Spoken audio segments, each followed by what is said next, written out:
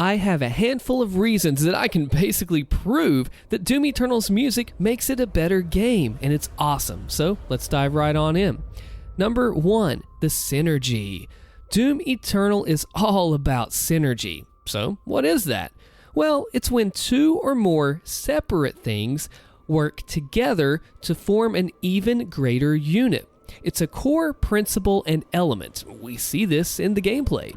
The weapons, the mods, meat hook, blood punch, dash, flame belch, all of these come together to form a super slayer, who is the demon's worst ultra nightmare, as the movie Doom Annihilation would say, and well, even with the enemies too. A Baron as a melee pressure unit that descends onto you, keeping you distracted and busy, while a Pain Elemental, which is a ranged unit, picks you off from afar. Those are just two examples of the many that you'll see out on the battlefield. You could have a Hell Knight or a Pinky combined with a Cacodemon and a Mancubus. There's just so many possibilities, which really makes the game great. All of these things work together to become a stronger force than if they had fought the Slayer by themselves. All of this synergetic energy is intentional, and we also see it with the gameplay and the music together. Mick left a comment about the synergy that the music plays with the sound of the game on an analysis video that I did before the game came out, on the song The Only Thing They Fear Is You. The comment isn't there anymore, but it basically talked about how low and slow versus high-pitched guns and action was the thing. So what does that even mean? Well, the music doesn't distract from the ripping and tearing by competing against it. Check this out. It works as a team, filling the sonic void that is missed by the guns alone. It doesn't try to overshadow the game, but it literally fills the gaps that it needs to. See, the gunfire and the grenades recharging and all of those valuable sound effects that we use every day when we play Doom Eternal, we have to be able to hear those, and they have to be able to cut through the music, because if they didn't, it would all just sound like one big blur, and then you would be upset because like, hey, I didn't know my grenade recharged, or hey, I didn't hear that sound important thing that I need to hear in the game. So you have to consider the way the music is composed and put together and mixed so it does not compete against the sounds, but lets you hear each one separately and clearly enough to understand what's going on. Pretty dang cool, huh? Next up, immersion. The music isn't just the background track that sounds cool like it is in some games or even the classic. It plays a part in the battle itself. This soaks you and just brings you right into the experience, because as it changes, your mood and your emotions do too. And we'll talk about that here in a second. It's a super interesting concept. But by immersing you into the game, it goes from just a static experience of I'm shooting and I'm having fun and man, this music sounds cool, to wow, I am in this experience, I am going through these different emotions that the music enhances with the battle, working together with the gameplay, the sound design, and the music. A triple Trinity threat right there. But it does this through dynamics. So what does that mean, and why does it even matter to you? Well, it's the dynamic element of it that changes as you hit different areas. It's simple and effective. That is what's so important, because once you understand how it works, you know to listen for it, and you're like, oh, that does make sense now. If it was some complicated, convoluted music master thing, it wouldn't really work, because most of us that play, we just want to play the game. We don't need to have all the music theory and expert musical knowledge behind it. So simple and effective. It doesn't try to play a role that it doesn't have. It doesn't say, I'm the music, look at me, I'm awesome. This is actually, I know there's a joke in the community that says, Doom Eternal is a game that ships with a music metal album. But what I mean by that, the simple and effective, is that the music is not trying to steal the show in a way that, as mentioned with the synergy, detracts from the sound design. Well, we have to consider that the notes and how it's composed matter. So that music that you hear when you're ripping and tearing, it does not cover up your grenade sounds or your gun sounds. Interesting. It's not blistering through with a million notes, though that can be effective. The whole point is the low and slow that I mentioned earlier.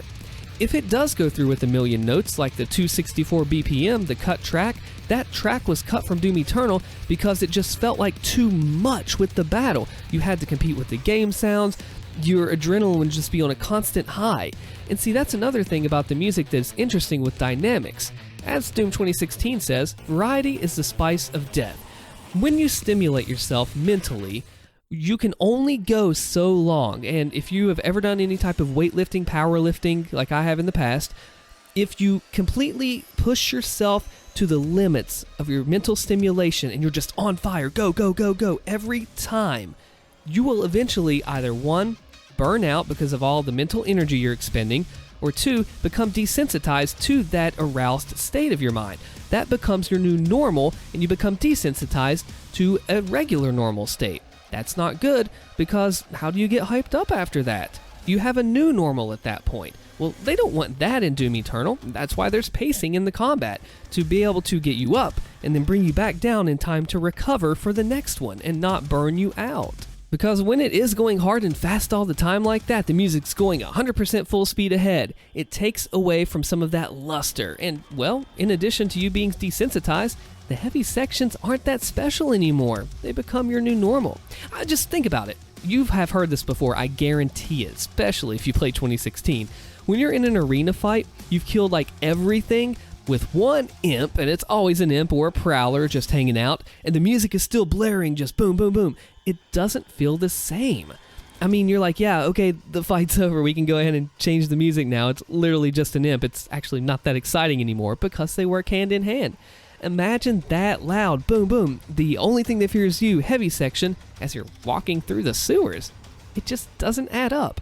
Like I said, Art Complex, the only thing they fear is you. After the fight, the music trails back down with compositional hints from the battle music to let you know that these two things are connected, and it makes the transition easier on your ears and makes more sense musically to you.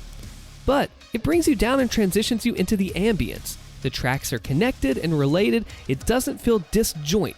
Each track just simply plays a different role in the big picture together. It's basically a metal concert in a video game. Video game OSTs sometimes have a reputation of being cheesy, not Doom. Next up is the timing and composition. Mick and Andrew and David, they all know that timing and composition choice plays a humongous part in the music. Odd timing makes you feel uneasy that something isn't right, just as certain scales and modes evoke different feelings. It's one reason why happy metal covers are so odd. You're just not used to hearing metal that way. But you can use it to your advantage. The Cacopog Sanctum music doesn't have your typical 1, 2, 3, 4 beat to it. It has an odd rhythm that when you hear it, your brain says, oh, this does not sound right. This is kind of creepy and weird. I'm used to hearing music over all these years of my life, and it doesn't sound right. You don't get that musical resolution that you're used to, because the 1, 2, 3, 4 becomes 1 and 2 and 3 and 4, 1 and 2 and 3 and 1 and 2 and 3 and 4, and it's not right to your ears when you have something weird. I think the reason Mick used it in Cacopog Sanctum back in 2016 was that's the first time you're entering a hell setting. You're supposed to feel weird and odd and something is not right here. And I think he did pretty good at that, don't you? And of course, we have to talk about familiarity. It's fan service. It's a call back to the original. id Software knows what the fans want, and it works. So they deliver. All of these tracks just go back to the classics. And for the old boomers that grew up on classic Doom like me, it's so cool to hear the same dang thing like 25 years later, reimagined in a new way. It's so cool to see how they have changed Bobby Prince's works that are original and heavily based off of metal of the day into something new and produced in their own flavor. It's so cool, and I'm a huge fan of that. It's super creative when you can do something like that too, I think. And even for the people that brought up on the new Doom instead of the old, that gives them something to look back to and say, wow, that really does sound like it. That's pretty cool. Our perspectives intertwine like that, and it's so neat. And of course, the unique music instruments like the lawnmower and the congling, which is a human leg bone, I've done a video on that, or the chainsaw from Mick Gordon, or the electric toothbrush from David Levy, yes, he really did use one, really makes this music special. They're going beyond and creating music with things that were never intended to be musical instruments. And really to just have that and show that it's possible to do things with a lawnmower that you never thought before, it's really special and really makes the music and the track stand out. If you like what I do on the channel here, consider becoming a member because you get some cool perks and posts, and it really does support the channel. Be sure to check out the next video here on the screen. I'm Allstin. Thank you for watching.